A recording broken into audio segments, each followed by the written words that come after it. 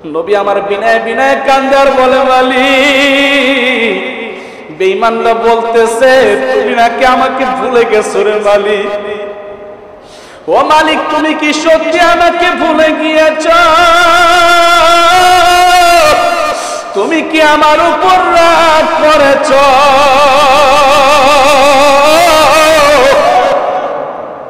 ও মালিক, তুমি তাড়াতাড়ি জিবরাইলকে পাঠিয়ে দাও। বাবা 11 দিন 12 দিন 13 দিন 14 দিন চলে যায়। 15 দিনের মাথায় হঠাৎ করে নবী আমার দেখতেছেন জিবরাইল আসমান থেকে নামতেছেন, জিবরাইলের সাথে 70,000 ফেরেশতা নামতেছে। নবীজি জিবরাইলকে দেখা মাথাটা নিচা করে বসে আছেন, মনটা খারাপ। জিবরাইল আমিন আয়েশা বলতেছেন, নবীজি আপনার কাছে একটা সূরা নিয়ে আসছি, আল্লাহ আমাকে একটা সূরা নাযিল করতে বলছেন। বলে নবীজি আমি অন্যান্য সময় যে আয়াত নিয়ে আসি, কোরআন নিয়ে আসি, সূরা নিয়ে আসি, ওই সময় আমি একা একা আসি, আজকে আমি একা আসি নাই, আমার সাথে 70,000 ফেরেশতা আসছে। নবী আমার বলেন সূরা নিয়ে আসছো ভালো কথা, 70,000 ফেরেশতা আসছে ভালো কথা। এ জিবরাইল, প্রচন্ড রোদের ভিতরে পুরা এলাকাটা অন্ধকার হয়ে গেল, কারণটা কি? বলে নবীজি 70,000 ফেরেশতা আসার কারণে সূর্যের আলো ঢেকে গেছে। নবী আপনার মনটা খারাপ কেন? বলে জানো না, আবার জিজ্ঞেস করো 15 দিন কোথায় ছিলা? এতদিন পর্যন্ত বেঈমানরা আমাকে কত অপমান করলো, লাঞ্ছিত অপমানিত করলো, তুমি কোথায় ছিলা? বলে নবীজি আপনি তো পেঁচটা লাগাইছেন। কয় কেমনি পেঁচ লাগাইলাম? কয় আপনি তো একটা কথা ছাইড়ে দিয়েছেন, এক কথার কারণে এই ভেজাল। কি ভেজাল? বলে নবীজি আপনাকে যখন বেঈমানরা জিজ্ঞেস করছে 3টা কথা, আপনি তখন বলছেন আগামী কালকে বলবো, কিন্তু আপনি ইনশাআল্লাহ বলেন নাই। আল্লাহু আকবার, জোরে কোন। আপনি তো বলেন নাই ইনশাআল্লাহ আগামী কালকে বলবো। পরের দিন আবার যখন তারা এসে জিজ্ঞেস করছে, তারপর আবার বলছেন আগামী কালকে বলবো, ইনশাআল্লাহ বলেন নাই। নবীজি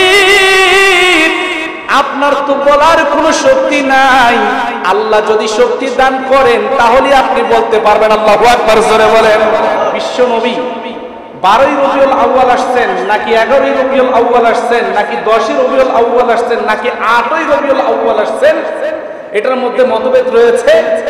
পরিপূর্ণ কোনো সংবাদ পাওয়া যায় না। তবে নবীজি যেদিন দুনিয়া থেকে বিদায় নেন 12ই রবিউল আউয়াল, ওই সময় 1.5 লক্ষ সাহাবী নবীজির সামনে উপস্থিত, সবাই শিক্ষিত।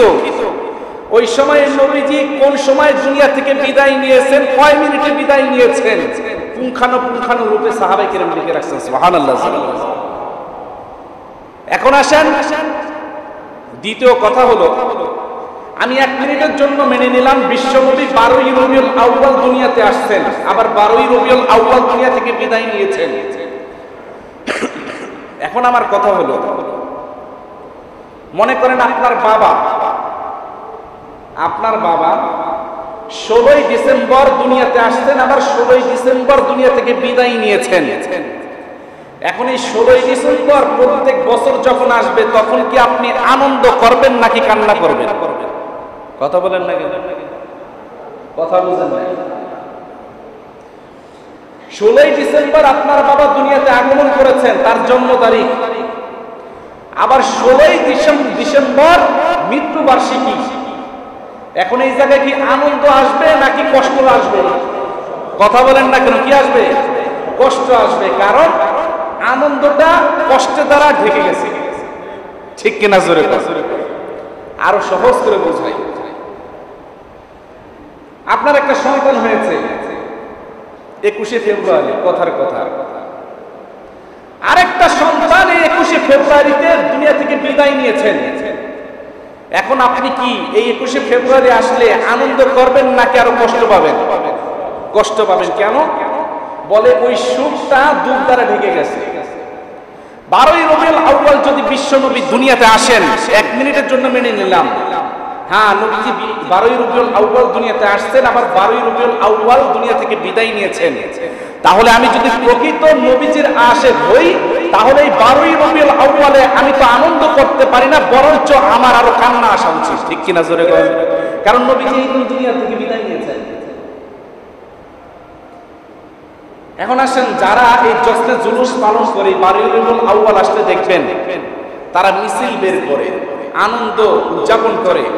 এমনও তো দেখলাম ইউটিউবে যে কথিত সুন্নি ভাইয়েরা তারা বিশ্ব নবীর নাম লিখে কেকের ভিতরে হ্যাপি বার্থডে পালন করতেছে। নাউজুবিল্লাহ, জোরে কর, হ্যাপি বার্থডে পালন করতেছে।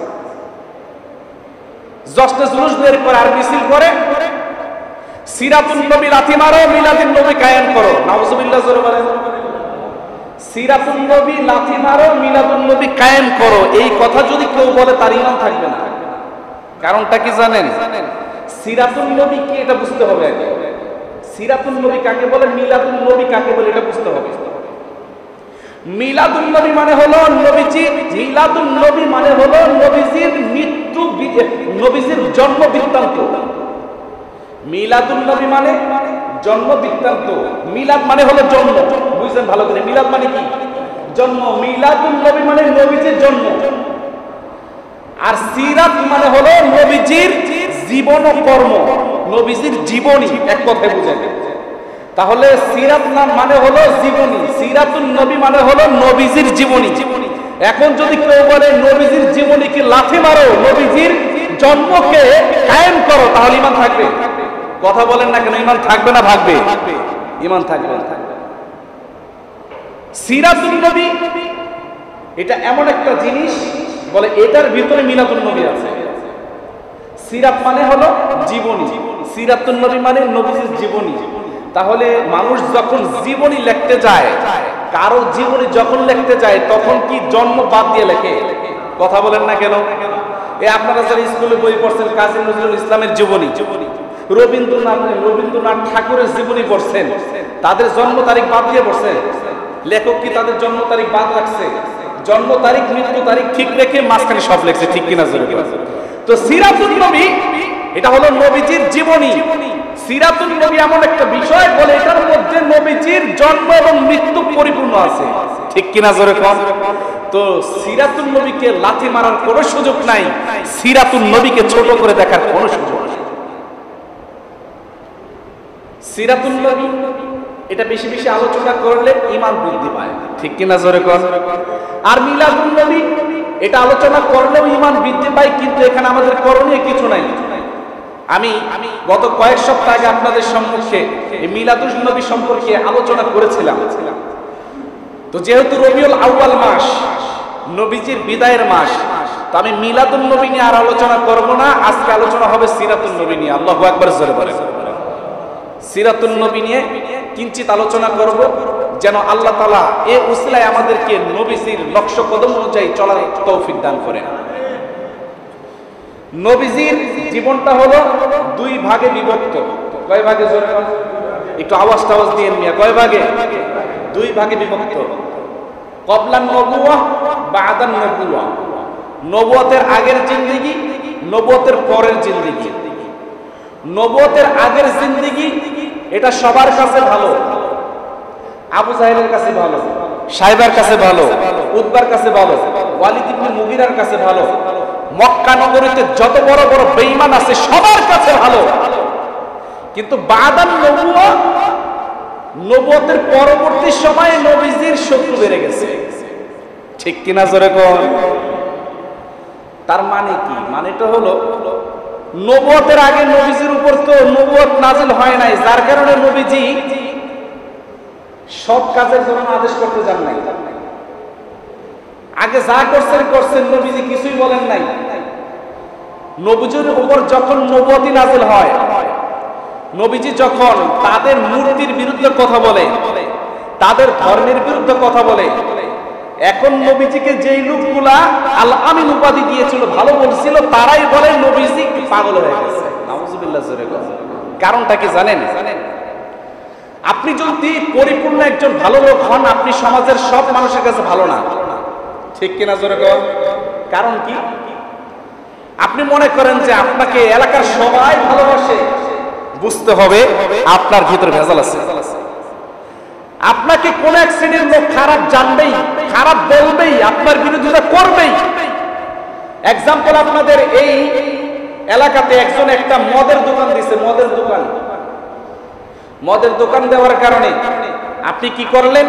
আপনি একজন প্রকৃত ইমানদার, চিন্তা করলেন এই মদের দোকান দেওয়ার কারণে এলাকার যুব সমাজ নষ্ট হয়ে যাবে, এই দোকান এখানে করতে দেওয়া যাবে না। আপনি একদিন, 2 দিন, 3 দিন তাকে বাধা দিলেন, ভাই এখানে মদ বিক্রি করতে পারবা না। চতুর্থ দিন দেখবেন এই লোকে আপনার পিছনে লেগে যাবে। ঠিক কিনা জোরে বল, আর জোরে বলেন ঠিক কিনা? এলাকাতে কত নেতা কেতা আছে দুর্নীতি করে, এই দুর্নীতি যে সে করতেছে আপনি কিছু বলবেন না, আপনাকে খুব ভালো বলবে। যখন আপনি দুর্নীতির বিরুদ্ধে কথা বলবেন তখনই আপনার পিছনে লেগে যাবে। ঠিক কিনা জোরে বলেন? ইমাম সাহেব খুব ভালো মানুষ, খতিব সাহেব খুব ভালো মানুষ, আসমানের উপরের বয়ান করে, জমিনের নিচের বয়ান করে, মাঝখানে কি হয়েছে সেগুলো কিচ্ছু বলে না। আরে আপনি খতিব সাহেব ভালো, খুব ভালো, এ যখন হক কথা বলতে গেছে খতিবের খেদা, এই খতিব ভালো না, এই খতিব খারাপ। ঠিক কিনা জোরে কর? যারা মিষ্টি মিষ্টি বয়ান করে বক্তা অনেক ভালো, আর যারা কড়া কড়া কথা বলে এই হুজুর ভালো না। আল্লামা মামুনুল হক এত কড়া কথা বলে কেন? প্রশ্ন করা হয়েছিল, আপনি এত কড়া কথা বলেন কেন? আপনি আস্তে আস্তে ওয়াজ করতে পারেন না? তা আস্তে ওয়াজ করলে মামুনুল হক ভালো হয়ে যাইত। তারা চুরি করতো, ডাকাতি করতো, এগুলোর বিরুদ্ধে কথা না বললে মামুনুল হক ভালো হয়ে যাইত। ঠিক কিনা জোরে কর? এখন আসেন নবীজির জীবনের সাথে বর্তমান আলেমদের জীবনীটা একটু মিলাই। নবীজি 40 বছর পর্যন্ত দাওয়াত দেন না কোন, সবার কাছে ভালো। আবু জাহেল, সাইবা, উতবা, ওয়ালিদ ইবনে মুগিরা সবাই ভালো বলে। এমনকি ইহুদি খ্রিস্টানরা নবীজির কাছে আমানত রাখতো, আল আমিন উপাধি দিয়ে দিল। এর চাইতে সত্যবাদী মানুষ আর কেউ নাই। নবীজি একদিন কিছু লোককে দাওয়াত দিবেন, দাওয়াত দেওয়ার জন্য কিছু লোক জমায়েত করলেন। মাঝখানে আবু লাহাব, নবীজির চাচা, আয়েশা একটা গন্ডগোল লাগাই দিল, দাওয়াত দিতে পারলেন না। কিছুদিন পরে নবীজি একটা পাহাড়ে উঠলেন।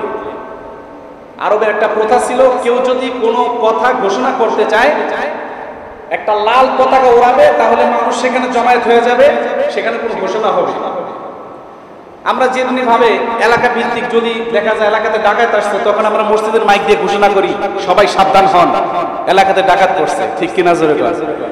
তো ওই সময়ে লাল পতাকা দিয়ে মানুষদেরকে সতর্ক করার জন্য আহ্বান করত।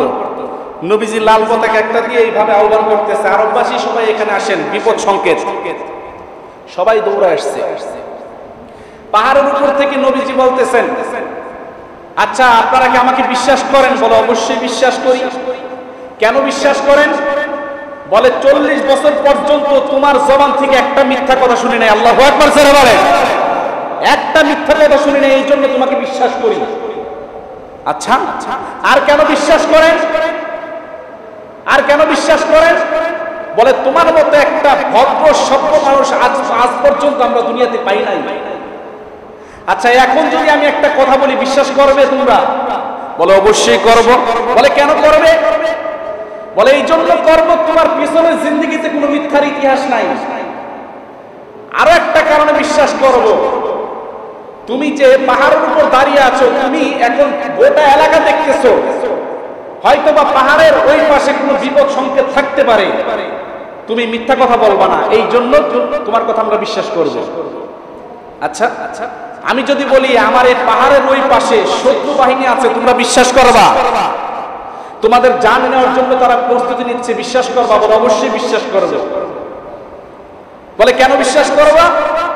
বলে পাহাড়ের ওই পাশে কি আছে না আছে এটা তুমি জানো, তুমি দেখতেছো, আমি তো দেখি না। আমরা তো এই পাশে দেখতেছি, ওই পাশে দেখি না। এরপরে তুমি 40 বছর পর্যন্ত মিথ্যা বলো নাই, যার কারণে তোমার কথা এক বাক্যে আমরা মেনে নিব। নবী আমার ডেকে বলেন, তাহলে শোনো, আল্লাহ তাআলা আমাকে নবুয়তি দান করেছেন, আমি মুহাম্মাদুর রাসূলুল্লাহ, আল্লাহ আমাকে রাসূল হিসেবে প্রেরণ করেছেন। তোমরা যেমনি ভাবে পাহাড়ের এই পাশ দেখতে পারো, ওই পাশ দেখতে পারো না, ঠিক তেমনি ভাবে আমি নবী হওয়ার কারণে দুনিয়াও দেখতে পারি, আখিরাতও দেখতে পারি। আর একটু জোরে জোরে জোরে জোরে, আখিরাতও দেখতে পারি।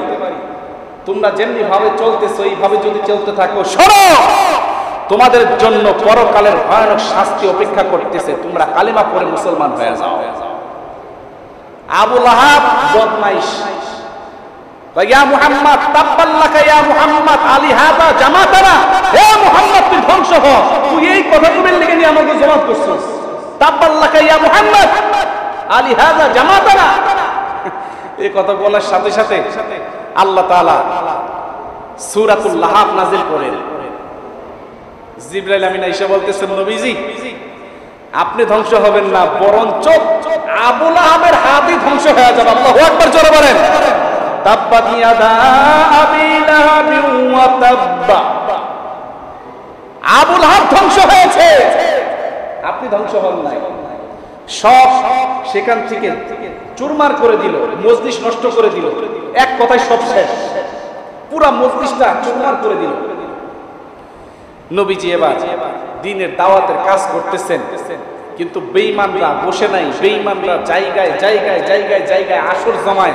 ওকে কিভাবে থামানো যায়? ও হক কথা যেভাবে বলতেছে, ও তো সব আগুন ধরায় দিবে, ও তো আমাদের বাপ দাদার ধর্মের মুখে চুনকালি মেখে দিবে, ও তো আমাদের নেতাগিরি সব শেষ করে দিবে। ওকে কিভাবে নিঃশেষ করা যায়, ওকে কিভাবে কুণ্ঠাসা করা যায়, তেমনি ভাবে চক্রান্ত চালিয়ে যাচ্ছে। নবীজিকে 3 বছর পর্যন্ত গৃহবন্দী করে রাখলো। 3 বছর, বুঝলেন ভালো করে, 3টা বছর পর্যন্ত গৃহবন্দী করে রাখছে। নবীজির সাথে কোনো বাজার ঘাট নাই, কোনো সম্পর্ক নাই, কোনো যোগাযোগ নাই। মক্কা থেকে একটা কাফেলা গেল মদিনাতে, এক তাওরাতের আলেমের কাছে গিয়ে বলতেছে, আমাদের দেশে তো একজন যুবক নাম হলো মুহাম্মদ, এই লোকটা দ্বীনের দাওয়াতের কাজ করতেছে, নবুয়ত দাবি করতেছে। আচ্ছা আপনি তো তাওরাতের আলেম, আপনি একটু বলেন তো এই লোকটা কি ঠিক নাকি বেঠিক? তাওরাতের আলেম এবার ডেকে বলে, 3টা আলামত মিলাইবা, 3টা আলামত মিলাইবা। তার আগে বলো এই লোকটা কি কখনো কোনো স্কুলে মাদ্রাসায় পড়ছে? কয় না। দুনিয়ার কোন শিক্ষিত মানুষের কাছে পড়াশোনা করছে? কয় না। তাহলে এই লোকটাকে 3টা প্রশ্ন করবে, এই 3টা প্রশ্নের উত্তর যদি দিতে পারে তাহলে মনে করবা সে সত্য নবী, তার কাছে কালেমা পড়ে মুসলমান হয়ে যাবে। একথা বলার পরে ইহুদি খ্রিস্টানের দল মক্কায় আসছে। আসার পরে নবীজির কাছে দল বাইতে গেছে, এই মুহাম্মদ তুমি তো আমাদের বংশেরই পোলা, আমার এলাকারই সন্তান, আমরা তোমাকে অনেক ভালোবাসি, তোমার সাথে আমাদের সাথে একটা শত্রুতা হোক এটা চাই না। আমরা মদিনায় গিয়েছিলাম, তাওরাতের আলেম আমাদেরকে 3টা প্রশ্ন করতে বলছে, এই 3টা প্রশ্নের উত্তর যদি তুমি দিতে পারো তাহলে তোমাকে সত্য নবী হিসাবে মেনে নিব। বলে কি 3টা প্রশ্ন? বলে 1 নাম্বার প্রশ্ন, রূহ কি, এটা জিজ্ঞেস করবা, রূহ কি এটা বলো। আরেকটা কি? বলে আরেকটা হলো কোন বাদশা সারা দুনিয়া সফর করেছে, অর্থাৎ সূর্য যেখানে অস্ত যায়, সূর্য যেখান থেকে উদিত হয় ওই পর্যন্ত কোন বাদশার ঘোড়া পা রেখেছে। 3 নাম্বার প্রশ্ন, আসহাবের কাহাবের ঘটনা কি। এই 3টা প্রশ্ন তোমাকে করতে বলছে, তুমি 3টা প্রশ্নের উত্তর যদি দিতে পারো তাহলে তোমার কাছে আমরা কালিমা পড়ে মুসলমান হয়ে যাব। ওদের চিন্তা ভাবনা হলো এই যে 3টা ঘটনা, ও তো জীবনে বই কিতাব পড়ে না, কারণ শিক্ষিত না, ও জানবে কোথেকে। দাও 3টা প্রশ্নের উত্তর দাও। নবীজি এবার সবাইকে ডেকে বলে, ঠিক আছে তোমাদের 3টা প্রশ্নের উত্তর দেওয়া হবে, তবে আগামীকালকে। সবাই অপেক্ষা করতেছে, মুহাম্মদ বন্ডামি করো, বন্ডামি আজকে শেষ, আগামীকালকে আসো। জায়গায় জায়গায় মিটিং করতেছে, আগামীকালকে আসলেই মুহাম্মদকে ধরবে। পরের দিন নবীজির কাছে আসছে, আসার পরে বলে, মুহাম্মদ, এই মুহাম্মদ, মুহাম্মদ একবার পুরো গরম করে ফেলাইতেছে। আবার আবু জাহেল, এটা তো এমনিতেই শয়তান, ও মনে করেন যে এমনি কোন উসিলা পায় না, এই যে একটা উসিলা পাইছে। এই মুহাম্মদ বাইরে ঘর থেকে, এই তুই না কইছস যে আজকে জবাব দিবি, তো জবাব দে। নবীজি এবার টেনশনে পড়ে গেছে, কি রে জিব্রাইল আসে না কেন?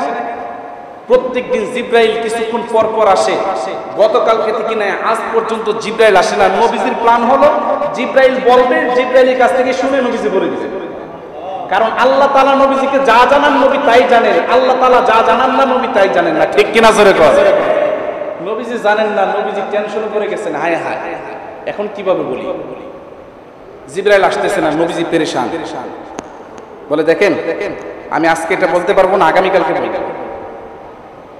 আগামীকালকে আবার আসছে, এই বলো, আজকে না বলতে চাইলে বলো, একদিন তোমাকে টাইম বেশি দেওয়া হয়েছে। নবীজি আবার বলতেছেন আগামীকালকে বলবো। বাজান এমনি ভাবে একদিন, 2 দিন, 3 দিন যাইতে যাইতে 10 দিন চলে গেছে। নবীজি শুধু বলেন আগামীকালকে বলবো, আগামীকালকে বলবো, আগামীকালকে বলবো। মক্কার বেঈমানরা ডেকে বলে, মুহাম্মদ রে, তুমি যেই তোমার রবের কাছ থেকে জেনে আমাদেরকে বলবা, তোমার রব তোমাকে ভুলে গেছে, তোমার রব তোমাকে চিনে না। নাউজুবিল্লাহ, জোরে কর। মুহাম্মাদের রব মুহাম্মদকে ভুলে গেছে, মুহাম্মদকে চিনে না। নবী আমার আসমানের দিকে তাকা তাকা কান্দে বাবা। আবু বকর এসে বলেন, নবীজি কোনো টেনশন নেবেন না, সব ঠিক হয়ে যাবে। নবী আমার আবু বকরকে ডেকে বলেন, আবু বকর, প্রত্যেকদিন জিব্রাইল কিছুক্ষণ পর পর আমার কাছে আসে, আজকে 10 দিন হয়ে গেল জিব্রাইল আসে না। এ আবু বকর, এইদিকে বেঈমানরা আমাকে গালাগালি করে, আমার মাকে গালি দেয়, আমার বাবাকে তুলে গালি দেয়, আমাকে ভণ্ড বলে, আমাকে প্রতারক বলে, মিথ্যাবাদী বলে, আমাকে পাগল বলে। রে আবু বকর, আমি তো আর সহ্য করতে পারি না। বাজান 10 দিন চলে যায়, নবীজির খাওয়া নাই, ঘুম নাই, গোসল নাই, শুধু কান্দে। আর ওইদিকে বেঈমানরা নবীজিকে যেখানেই দেখে সেখানেই গালি দেয়, এই ভণ্ডের বাচ্চা, ভণ্ড, তুই মিথ্যা কথা বলস, মিথ্যা নবী। নবী আমার বিনয় বিনয় কান্দে আর বলে, মালিক, বেঈমানরা বলতেছে তুমি নাকি আমাকে ভুলে গেছো রে মালিক। ও মালিক, তুমি কি সত্যি আমাকে ভুলে গিয়েছ? তুমি কি আমার উপর রাগ করেছ?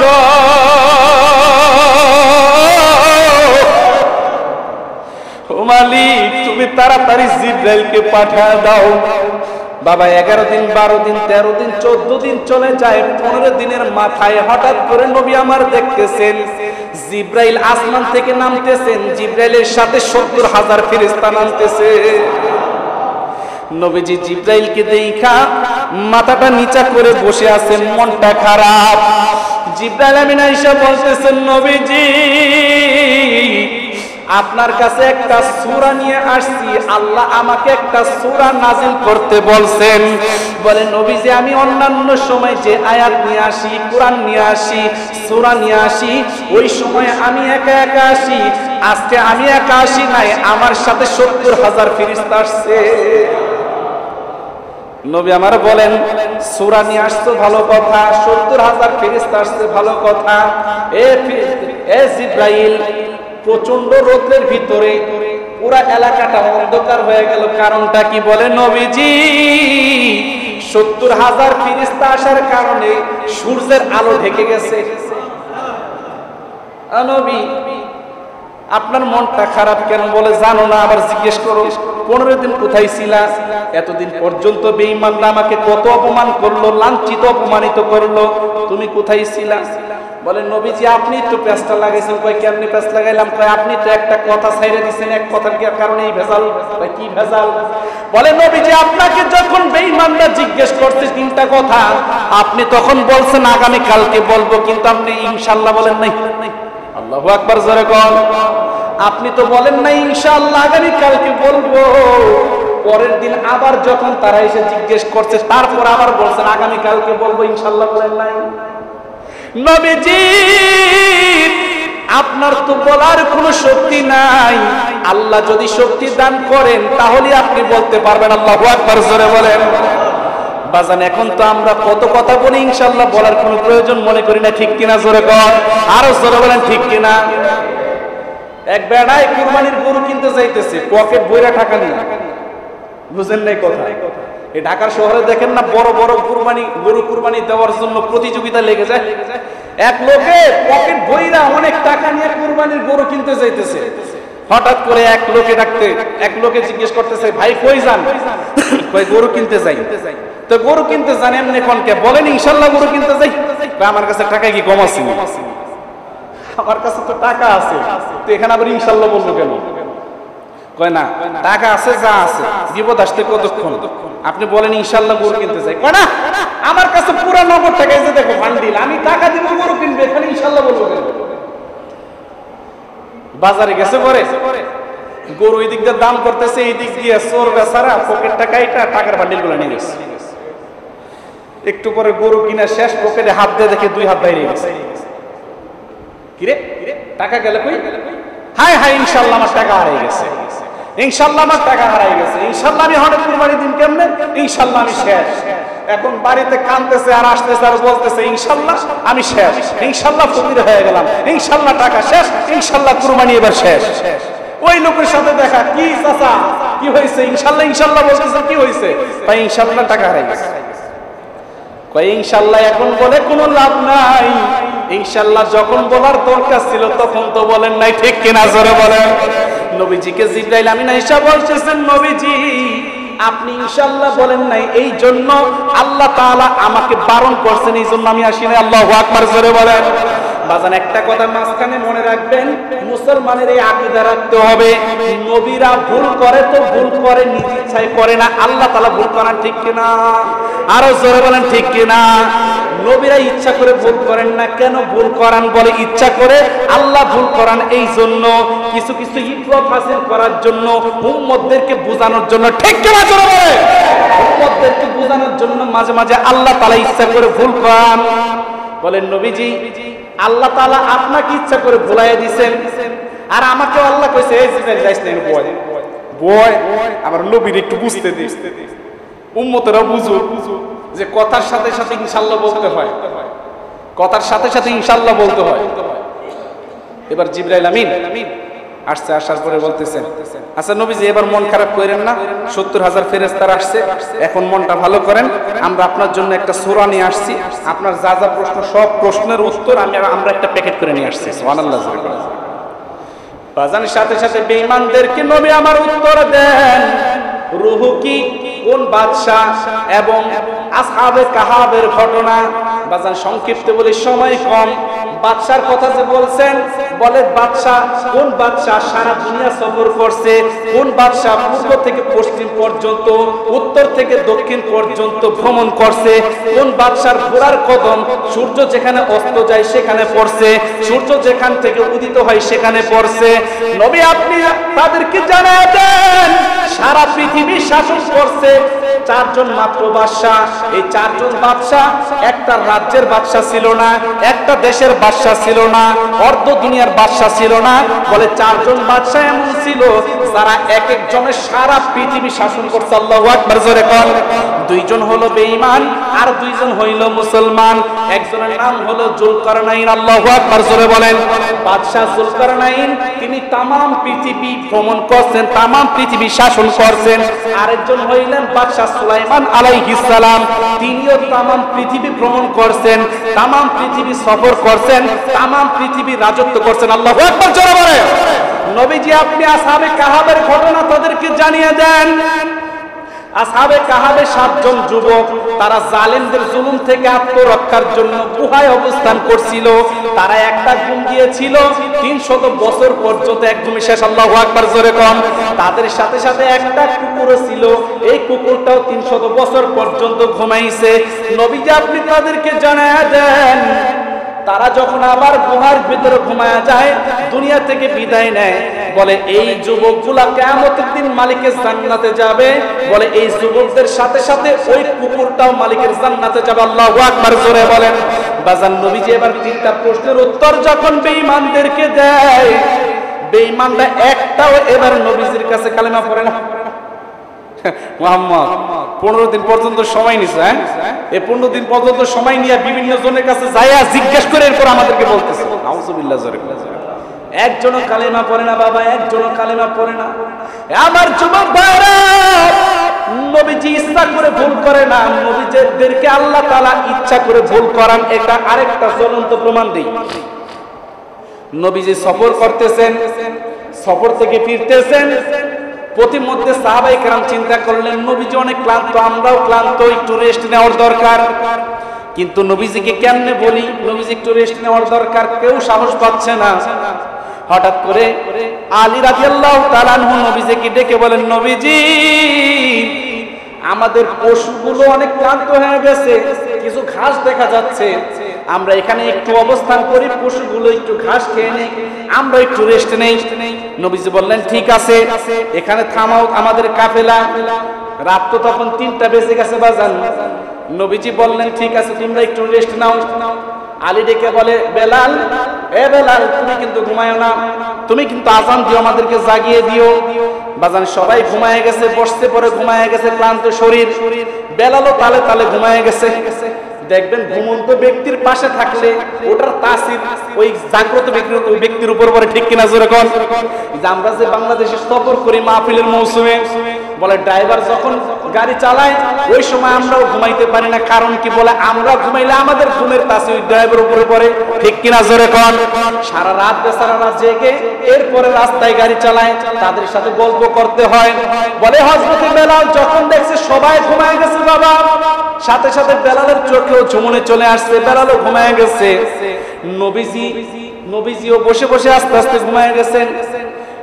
একটা কথা মনে রাখবেন, নবীরা ঘুমায় কিন্তু নবীদের অন্তর ঘুমায় না, ঠিক কিনা জোরে বল?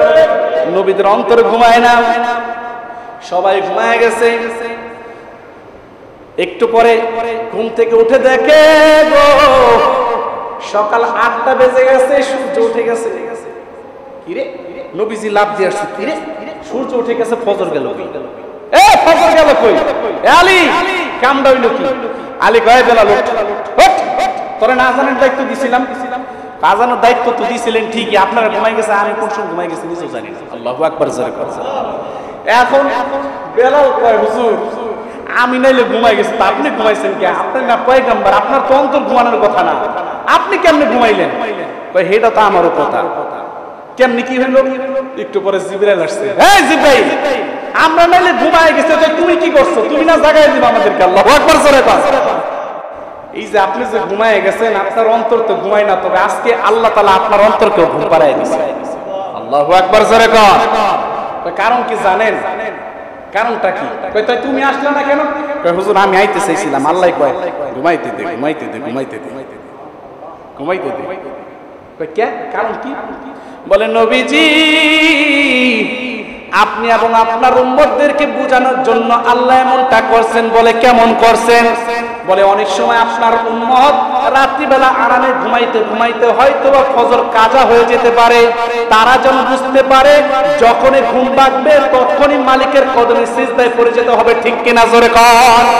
আপনি যেমন আপনার উম্মতদেরকে নিয়ে আপনি জাগ্রত হওয়ার সাথে সাথে নামাজ পড়ে নিয়েছেন, এটা বোঝানোর জন্য আপনার উম্মতরা যেন প্র্যাকটিক্যালি ভাবে বুঝতে পারে যে ঘুমায় যদি যায়, যদি সকাল হয়ে যায় তাহলে আর ঘুমায় থাকা যাবে না, নামাজ ছাড়া থাকা যাবে না, নামাজ সাথে সাথে পড়ে নিতে হবে। এই জন্য আল্লাহ আপনার অন্তরকেও ঘুম পাড়ায় দিয়েছে। নবীজি আমাকেও বলছে, জিবরাইল আমার নবী এবং সাহাবীরা ঘুমাইতেছে, তুমি তাদেরকে ডিস্টার্ব কইরো না। নবীরা ভুল করে, ইচ্ছা করে করে না, আল্লাহ মাঝে মাঝে ভুল করায় দেয় শিখানোর জন্য। আমার যুবক ভাইরা, সিরাতুন নবীর আলোচনা চলছে বাবা। নবী আমার কেমন নবী, কেমন নবীকে আল্লাহ দুনিয়াতে পাঠাইছেন। আল্লাহ তাআলা ডেকে বলেন, ওয়া মা আরসালনাকা ইল্লা রাহমাতাল লিল আলামিন। নবীজি আপনাকে দুনিয়াতে আমি এমনিতেই পাঠাই নাই, সারা দুনিয়ার রহমত স্বরূপ পাঠাইছি। সুবহানাল্লাহ জোরে কর। কেমন দামি নবী আমাদেরকে দিয়েছেন আল্লাহ, কেমন দামি নবী দিয়েছেন, কেমন দামি নবী আল্লাহ আপনাকে আমাকে দিয়েছেন বাবা।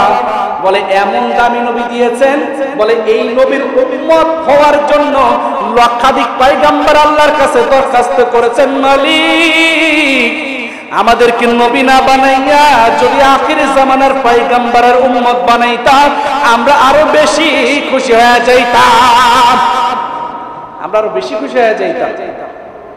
কেমন উম্মত বানাইছেন? বলে এই নবীর উম্মতের এত দাম, এত দাম, এত দাম, এত দাম। নবীজি একদিন অজরে কান্না করতেছেন, জিবরাইল আমিন আয়েশা বলেন, নবীজি কান্দেন কেন? বলে কান্দি এই জন্য আমার উম্মতদেরকে যেন আল্লাহ তাআলা মাফ করে দেন, আমার উম্মতরা যদি জাহান্নামে যায় আমি সহ্য করতে পারবো না। আল্লাহর কাছে গিয়া বলছেন, আল্লাহ আপনার নবী কাঁদতেছেন উম্মতের জন্য। আল্লাহ তাআলা জিবরাইলকে ডেকে বলেন, জিবরাইল যাও আমার নবীকে বলো আমার নবীর কোন উম্মত যদি মৃত্যুর 1 বছর আগে খাস দিলে তওবা করে আমি তার জীবনের সমস্ত গুনাহ মাফ করে দেব। নবীজির কাছে এসে বলছেন, নবীজি আপনার জন্য সুসংবাদ, আল্লাহ তাআলা তো এমন সুসংবাদ দিচ্ছেন, আপনার উম্মত 1 বছর আগে তওবা করলে মাফ। নবীজির কান্না আরো বেড়ে গেছে। নবী এখনো কাঁদেন, এ জিবরাইল 1 বছর তো বহুদূর, তওবা করার পরে আবার কত গুনাহ করবে, এরপরে যদি মারা যায় আমার উম্মত তো জাহান্নামে চলে যাবে। আবার গেছে আল্লাহর কাছে, আল্লাহ আপনার নবী তো আবার কাঁদে। আচ্ছা গিয়া কও যে 6 মাস আগে তওবা করলে মাফ করে দেব। নবীজির কাছে আসছেন, বলে নবীজি এবার থামেন, 6 মাস মেয়াদ কমাই দেওয়া হয়েছে। কয় না, চলবে না। 6 মাস কি কম নেই, 6 মাস তওবা কইরা ভালো হয়ে এরপর আবার কত গুনাহ করবে। কত হাজী সাহেব হজ কইরা তওবাতিল্লাহ কইরা আবার বাংলাদেশে এসে সুদ খায়, আছে না নাই? কথা বলেন না কেন, আছে না নাই? আবার ঘুষ ঠিকই খায়, দরবেশ সাজে, ঠিক কিনা জবাব? দরবেশ সাইজে হাজী গাজী হয়ে আবার ঠিকই দাঁড়িয়ে আছে না নাই? কথা বলেন না কেন? জিবরাইল চলবে না, যাও আবার যাও। বলেন নবীজি আল্লাহ তাআলা আবার মেয়াদ কমাই দিয়েছে, 1 মাস নাও তাও চলবে না, 1 সপ্তাহ তাও চলবে না, 1 দিন তাও চলবে না। আল্লাহর কাছে জিবরাইল আমিন যায়, আল্লাহ আপনার নবী তো 1 দিনও মাইনা নাই না, আচ্ছা ঠিক আছে যাও 1 ঘন্টা। নবী কয় তাও চলবে না। আবার গেছেন আল্লাহ, 1 ঘন্টাও মানে না। সাথে সাথে আল্লাহ তাআলা জানায়া দেন, হে জিবরাইল যাও আমার নবীকে জানায়া দাও, আমার নবীর কোন উম্মত যদি মৃত্যুর আগ মুহূর্তে খাস দিলে তওবা করে, ওর সারা জীবনের গুনাহ আমি মাফ করে দিই। যাও। এবার নবীজি শান্ত হইছেন। আহা, নবীজির জন্য উম্মতের কত দাম দেখেন।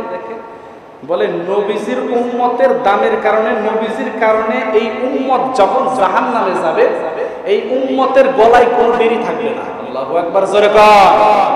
জাহান্নামীদেরকে যখন জাহান্নামে নেওয়া হবে তখন তাদের চেহারা কালো হয়ে যাবে, কিন্তু বিশ্ব নবীর উম্মতের চেহারা কালো হবে না।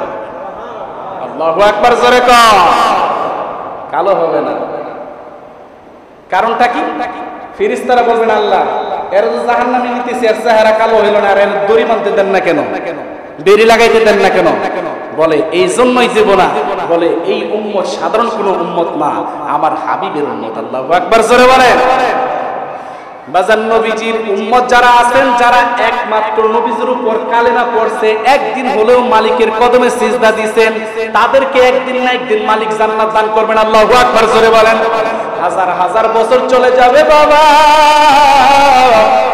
হাজার হাজার বছর পরে জাহান্নামের তলদেশে থেকে এক লোকে ডাকবেন, রব্বি, আল্লাহ ডাক দিবেন। আল্লাহ তাআলা তখন জিবরাইলকে পাঠাবেন, দেখো তো সবাইকে তো জান্নাতে দিলাম, এই জাহান্নামের ভিতর থেকে আবার আওয়াজ আসতেছে, কোত্থেকে? খুঁজতেছে খুঁজতেছে, কোথাও নাই। দেখে একেবারে জাহান্নামের তলদেশে পড়ে রয়েছে একটা উম্মত।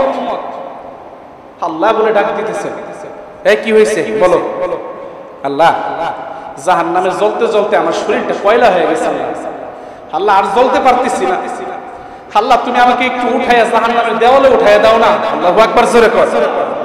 আল্লাহ তাআলা তাকে সাথে সাথে জাহান্নামের থেকে উঠাইয়া দেওয়ালের উপরে উঠাইয়া বলবেন, ঠিক আছে আর কিছু চাইবো না, কিন্তু না আর কিছু চাবো না, মনে থাকে যেন। আচ্ছা, দীর্ঘদিন যাওয়ার পরে আবার ডাক দিছে, আল্লাহ কিরে আবার ডাক দিছো কেন? তুমি না বলছো আর ডাক দিবা না? কয় আল্লাহ এবারই শেষ, আর ডাক দিন না। কয় কি? কয় আল্লাহ জাহান্নাম থেকে যেহেতু তুমি উঠাইছই, এই জাহান্নামের দেওয়ালের উপর বসায় রাখছো, এখানে একটু পর পর জাহান্নামের এসে তাপ আসে, আমার সহ্য হয় না, আল্লাহ একটু এখান থেকে উঠাই একটু ফাঁকে নাও না। আল্লাহু আকবার, জোরে কর। আল্লাহু আকবার, জোরে বলেন। বলবো না শেষ করে দিব? বলবো? আপনাদের আগ্রহ মনে হইতেছে না? বলবো? উঠানোর পরে এবার বৈশা রয়েছে অনেক দিন পর্যন্ত। হঠাৎ করে আল্লাহ, আল্লাহকে কমি না, তুই না করলে আর ডাক দিবি না? আল্লাহ এবার সত্যি সত্যি বললাম, তোমার কসম আর ডাক দিবি না। কয় কি কর? আল্লাহ জনম বেরো হুজুরদের মুখে শুনছি জান্নাতের ভিতরে অনেক নিয়ামত আছে, আর ওই যে জান্নাতের ফটো দেখা যায়, গেট দেখা যায়, আল্লাহ আমার জান্নাতে ঢোকানোর দরকার নাই, তুমি একটু কষ্ট করে একটু আমাকে আমার উপরে ইহসান করে জান্নাতের যে পা বসা আছে ওই পা বসার উপরে একটু বসায় দাও। আল্লাহু আকবার, জোরে কর। কয় বসাইতে পারে, আর কিছু চাবি না তো? আর ডাক দিবে না? তো কয় না আর ডাক দিবি না। বাজান সাথে সাথে আবার উঠাইয়া গো আল্লাহর বান্দাকে জান্নাতের পা বসার উপরে বসায় দিছে। দীর্ঘদিন যাওয়ার পরে আবার ডাক দিয়েছেন আল্লাহ, একটু ডাক দেন না আল্লাহ। আল্লাহ বলে যখন আবার ডাক দিয়েছে মালিক, মালিক মালিক বলে আল্লাহ আল্লাহ বলে যখন ডাক দিয়েছে, আল্লাহ আবার এসে বলেন এ বান্দা তুই না বলছো স্যার আমাকে ডাক দিবি না, আবার কেন ডাক দিলি? বললে আল্লাহ আপনার কিরা লাগে। এইবার কান ধরে কইতেছে আর ডাক দিন না, আল্লাহু আকবার জোরে বল, আর ডাক দিন নাই, এবারে শেষ। কই তোর তো কথায় কাজে কোনো মিল নাই, কয়বার কইলি কয়বার কথা কইলি, আল্লাহ এবার শেষ, সত্যি সত্যি কইলাম। কই কি? আল্লাহ জান্নাত জাহান্নাম থেকে উঠাইয়া তুমি আমাকে জান্নাতের পা পোষ পর্যন্ত আনছো। আল্লাহ গ্লাস দিয়ে দেখা যায় জান্নাতের ভিতর হুররা দৌড়াদৌড়ি করতেছে, আল্লাহু আকবার জোরে বলেন। জান্নাতের ভিতরে রমণীগুলো দৌড়াদৌড়ি করতেছে। জান্নাতের ফ্রিজের ভিতরে কত সুন্দর সুন্দর ঠান্ডা ঠান্ডা ফল দেখা যায়, আরসি দেখা যায়, কত কিছু দেখা যায়, ঠান্ডা দেখা যাইতেছে, পানিও দেখা যাইতেছে, ফল ফ্রুট দেখা যাইতেছে। অনেকদিন ধরে না খাওয়া কিছু খাই না, একটা হুগাই গেছে, আল্লাহু আকবার জোরে বলেন। আল্লাহ জান্নাতের ভিতরে জামগুলো কিছু ধরুন না, খালি একটু দেখুন, খালি একটু দেখুন। একবার সত্য করে পেলাম, এরপর আর কিছু চান না, খালি জান্নাতে ঢুকাইবার সাথে সাথে আমি বের হয়ে যাবো, আমি থাকুন না। কই কথা মনে থাকবো তো, কথা কাছে মিল থাকবো তো? আল্লাহ একেবারে সত্য করে বলতেছি, আমি ভিতর খালি যাবো আর যাবো আর আসবো, একটা বার খালি একটু ঢুকাও না। আচ্ছা যা। একটু পরে যখন জান্নাতের ভিতরে ঢুকাইছে, এমন দৌড় মারছে, দৌড়াইতে দৌড়াইতে গেট থেকে শত শত মাইল দূরে চলে গেছে, আল্লাহু আকবার জোরে বল। আল্লাহ কয় কি রে, তোরে না কইলাম যে, তুই না কইলি যে ঢুইকাবার বের হয়ে যাবে, বের হঠাৎ বের হয়। আল্লাহ কয় বান্দাকে আর হবে না, কে তুই না কইলি যে ঢুইকা বের হয়ে যাবে, আর আসবি না, আর থাকবি না। কয় মালিক তুমি না বলছো গো, যাকে একবার জান্নাতে ঢুকানো হবে তাকে দ্বিতীয়বার আর বের করা হবে না। আল্লাহ আমার কথার দাম বেশি না তোমার কথার দাম বেশি? বলে আমার কথার দাম বেশি। তাহলে তুমি বলো এখন যদি আমি জান্নাত থেকে বের হয়ে যাই তোমার কথা ঠিক থাকবে না? কয় না ঠিক থাকবো না। কয় ঠিক আছে, তাহলে তোমার কথা ঠিক থাক, আমি জান্নাত থেকে আর বের হব না। আল্লাহু আকবার জোরে বলেন। সাথে সাথে আল্লাহ মুস্কি হেসে দিয়ে বলবেন বান্দারে, আমি আল্লাহ তোকে এই দুনিয়ার চাইতে, এই জান্নাতের চাইতে, এই জান্নাতের চাইতে আরো বড় জান্নাত দিতে চাই। বলে তুই যেই দুনিয়াতে থাকছো এই দুনিয়ার চাইতে 10 দুনিয়ার সমান একটা জান্নাত দিতে চাই। বলে আল্লাহ তুমি এই জান্নাতে আমার থাকবার দিতে চাও না, তুমি আমার 10 দুনিয়ার সমান একটা জান্নাত দিবা, মস্করা কর আমার লগে। আল্লাহু আকবার জোরে কর। বান্দারে আমি কারোর সাথে মস্করা করি না, সর্বশেষ তোকে আমি আমার নবীর উম্মত হিসেবে জান্নাত দান করব রে। তোকে দুনিয়ার 10 দুনিয়ার সমান একটা জান্নাত আমি আল্লাহ দিয়া দিলাম। কত দাম উম্মতের, আমার যে কত দাম আমি নিজে জানি না বাবা, কত দাম আল্লাহ তাআলা দান করছেন। এমনিতেই ফিরি ফিরি পাইছি, এই জন্য দাম নাই, ঠিক কিনা জোরে কোন? বাংলাদেশের দোয়েল পাখির কত দাম দোয়েল পাখি নিজেও জানে না, যদি জানতো তাহলে দোয়েল চত্বরে গিয়ে পায়খানা করতো না, ঠিক কিনা জোরে কোন? ও নিজেও জানে না ওর যে কত দাম। আমাদের যে কত দাম আমরা নিজেরাও জানি না। যদি জানতাম গো বাবা, বিশ্ব নবীর কলিজায় জিন্দেগিতে খুর লাগাইতাম না, ঠিক কিনা জোরে কোন? যদি জানতাম গো বাবা, নবীজির ওয়ারিস উলামায়ে কেরামদের সাথে কখনো বিয়াদবি করতাম না, ঠিক কিনা জোরে বলেন? যদি জানতাম গো, তাহলে কখনো বড় গলায় বলতে পারতাম না বাংলাদেশে মৌলবীরা কখনো রাজনীতি করে নাই, ক্ষমতায় আসে নাই, সামনেও কখনো রাজনীতি করতে পারবে না, ক্ষমতায় আসতে পারবে না, ঠিক কিনা জোরে বলেন? এই বাংলাদেশে উলামায়ে কেরাম শাসন করবে, এই বাংলাদেশ আলেম উলামার বাংলাদেশ, এই বাংলাদেশ হক্কানি ওলিয়া উলিয়াদের বাংলাদেশ, এই বাংলাদেশ মুসলমানদের বাংলাদেশ, এই বাংলাদেশ একদিন হবে ইসলামের বাংলাদেশ, ঠিক কিনা জোরে বলেন?